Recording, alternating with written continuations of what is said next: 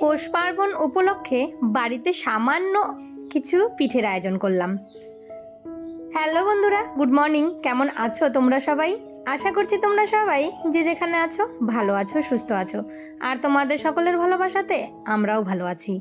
আমার আরও একটি নতুন ভিডিওতে তোমাদের সকলকে অনেক স্বাগত জানাই। আজকে হচ্ছে মঙ্গলবার, আর এখন বাজে ঘড়ির কাঁটায় ওই সকাল 7:45 মতো। তাহলে চলো আজকের ভিডিওটা এখন থেকেই শুরু করছি। আর আশা করি ভিডিওটা তোমাদের একটু হলেও ভালো লাগবে। ভিডিওটা কিন্তু পুরোটা দেখার জন্য অনুরোধ রইল।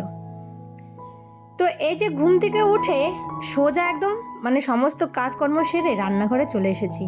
আজ আর তোমাদের সঙ্গে বাসি কাজ কোনোটাই শেয়ার করতে পারলাম না। দু এক সময় এমন তাড়া থাকে না, তখন মনে হয় যে না, ক্যামেরাটা বন্ধ করেই আগে কাজগুলো সেরে নিই। তখন আর ইচ্ছেই হয় না যে আবার মোবাইলটা চালিয়ে ক্যামেরা অন করে তারপর ভিডিওগুলো করি।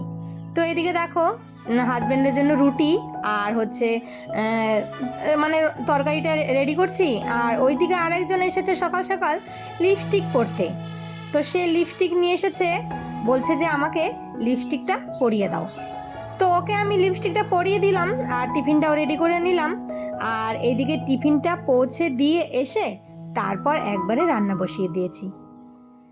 তো মুগ ডালটা এনেছিল, তো সেই মুগ ডালটা না একবারে সবটাই ভেজে রেখে দিলাম। আর মুগ ডালটা না এইভাবে ভেজে রেখে দিলে পোকা কিন্তু ধরে না। তো যাই হোক, ওইদিকে একটু ডাল বসিয়েছি আর ভাতটা বসিয়ে দিয়ে ছেলেকে তুলতে আসলাম। ছেলে তো আমার ঘুম থেকে কিছুতেই 9টার আগে উঠতে চায় না, কেন জানি না। ডাকতে ডাকতে একদম পুরো হরান হয়ে যাই, উঠতেই চায় না। তো সকালবেলা কত যে ডাকতে হয় ওকে। তো যাই হোক, উঠে পড়েছে, ওকে পাঠিয়ে দিলাম ব্রাশ করতে। আর এইদিকে আমি লেগে পড়লাম বিছানাটা গোছাতে।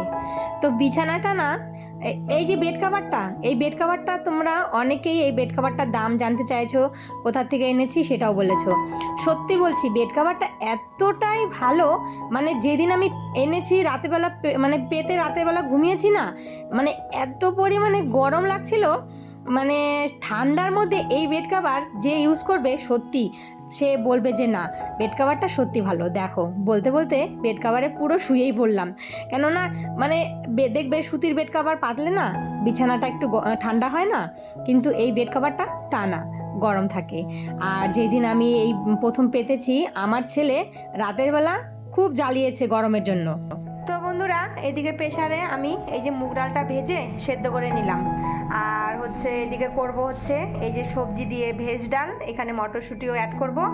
আর এখানে আছে কফি ডাঁটা, আলু, বেগুন, সিম, এগুলো দিয়ে একটা চচ্চড়ি করব একটু সরষে বাটা দিয়ে।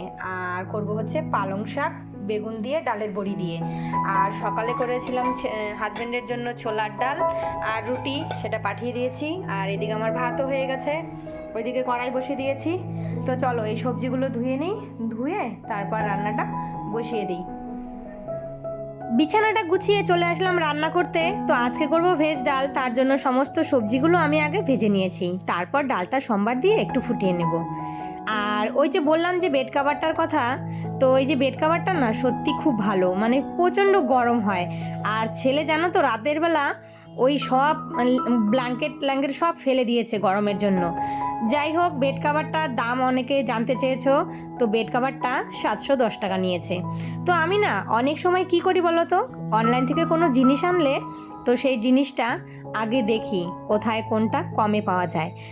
আমাদের মধ্যবিত্ত ঘরের বউদের দেখবে, হাউসওয়াইফরা যাদের কোনো নিজস্ব ইনকাম নেই, তারা কিন্তু এটাই ভাবে যে সংসার থেকে কিছুটা টাকা বাঁচিয়ে কিভাবে একটা জিনিস করব আর কত কমে একটা ভালো জিনিস পাওয়া যায়। এই করে কিন্তু শুধু মোবাইলে দেখি যে কখন কোন জিনিসটার দাম কমবে, সেই অপেক্ষা করে বসে থাকি যে জিনিসটার দাম যখন কমবে তখন নিব। এই করতে করতে আমি এই জিনিসটা অনেক দিন থেকে দেখেছি। তারপর যখন যেটা দাম কমে না, তখন সেই জিনিসটা অর্ডার করি। তো এটা করেছি আমি ফ্লিপকার্ট থেকে। আর তোমরা যারা প্রশ্ন করেছিলে কোথার থেকে আর কত দাম নিয়েছে, তারা অবশ্যই কমেন্টটার উত্তর পেয়ে গেছো। তো আমাকে কমেন্ট করে জানিও তোমরা আজকের ভিডিওটা যদি দেখে থাকো। তারপর চলে আসলাম রান্নাবান্না সেরে ছেলেকে, আজকে তো স্কুল নেই, যাই হোক ভুলে গেছিলাম। তো এদিকে ছাদে আসলাম, কেন বলো তো? ছাদে এসে দেখি এই যে বৃষ্টি হয়েছে না, পুরো ছাদটা একদম নোংরা হয়ে গেছে। তো ভাবলাম একটু ঝাড় দিই। আর অনেক দিন থেকে ঝাড় দেওয়া হয় না, মাঝখানে পরিষ্কারই মানে পরিষ্কার থাকে, এখন না পরিষ্কারই থাকে, কেন এখন গাছের পাতাটা খুব কম পড়ে। এই যে বর্ষার দিন আসলে ঝড় বৃষ্টি হয় না, তখন খুব নোংরা হয়। তো এদিকে গাছে এসে দেখি পেয়ারা হয়েছে বড় বড়। তো যাই হোক, ছাদটা পুরো ভেজা, আর ভেজার ছাদ ঝাড় দিতেও অসুবিধা হয়। তার জন্য এই যে দেখো পাতাগুলো পুরো একদম আটকে গেছে। যাই হোক, কাজ তো নেই, তো ভাবলাম যে এখন এই ছাদটা ঝাড় দিই। তো আজকে তো পৌষ সংক্রান্তি, তো সবাই অনেক পিঠে পায়েস করবে বাড়িতে, আমাদেরও করতে হবে, কিন্তু আমি করব অল্প। কেন বলো তো? সব রকম পিঠে করব না, কেননা ছেলেরা, আমার ছেলে বলেছে যে, 2 ছেলেই বলেছে যে একজনে খাবে ওই তোমার মালপোয়া, আরেকজনে খাবে বলেছে কলার বড়া ভেজে দাও। ছোট ছেলে কলার বড়া খেতে ভালোবাসে। তো যাই হোক, দেখি কি করা যায়। এদিকে হাজবেন্ড তো ডিউটি গেছে, আসবে, তারপর রাতের বেলা কিছু একটা তৈরি করব।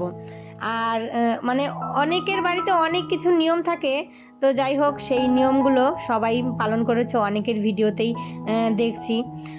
তারপর চলে আসলাম এই যে দেখো, সোজা একদম সন্ধ্যে 7টার সময় রান্নাঘরে। এই যে হাজবেন্ড এসেছে, এনে এই যে দেখো দুধ, চিনি, গুড়, তারপর হচ্ছে আটা, ময়দা, সুজি, এগুলো এনে দিল। তো আটাটা এনেছে রুটি খাওয়ার জন্য, এটা দিয়ে কিন্তু পিঠা হবে না, এই ময়দাটা দিয়েই করব পিঠা। তো যাই হোক, আজকে করব শুধু কলার বড়া, মানে কয়েকটা কলা ছিল সেটা দিয়ে একটু বড়া করে দিব, আর কয়েকটা মালপোয়া, আর যা বাদবাকি পিঠা করব সেটা হচ্ছে সকালে। কেননা এত রাত্রে এখন যদি পিঠে বানাতে বসি অনেকটাই সময় লেগে যাবে, আর এই পিঠে বানাতে গেলে না প্রচুর সময় লাগে, কেননা এই ধোয়া কাচা এগুলো করতে হবে জোগাড়যন্ত্র করতে করতে। তাই ভাবলাম যে অল্প কিছু একটা নিয়ম কাজের জন্য করে দেই, আর বাকিটা সকালে করা যাবে। তাই এই যে কয়েকটা কলার বড়া আর কয়েকটা মালপোয়া ওদেরকে ভেজে দিচ্ছি। আর আমার তো এই মালপোয়া খেতে মানে সত্যি বলছি খুব ভালো লাগে। আমার যদি এই 12 মাসই মালপোয়া হয় তাহলে তো আরও কোনো কথাই নেই। তো চলো বন্ধুরা, আজকের ভিডিওটা এই পিঠে বানাতে বানাতেই শেষ করি। আর সবাই তো পিঠে বানিয়েছো, সবাইকে নিমন্ত্রণ করছি আমার বাড়িতে এসে পিঠে খেয়ে যেও। আর ভিডিওটা ভালো লাগলে অবশ্যই একটা লাইক, কমেন্ট, শেয়ার করে দিও। আর যারা নতুন বন্ধুরা এসেছো অবশ্যই চ্যানেলটা সাবস্ক্রাইব করে আমার পাশে থেকো। আজকের মতন ভিডিওটা এখানেই শেষ করি, আবারও দেখা হবে তোমাদের সাথে নতুন কোনো ভিডিওর সাথে।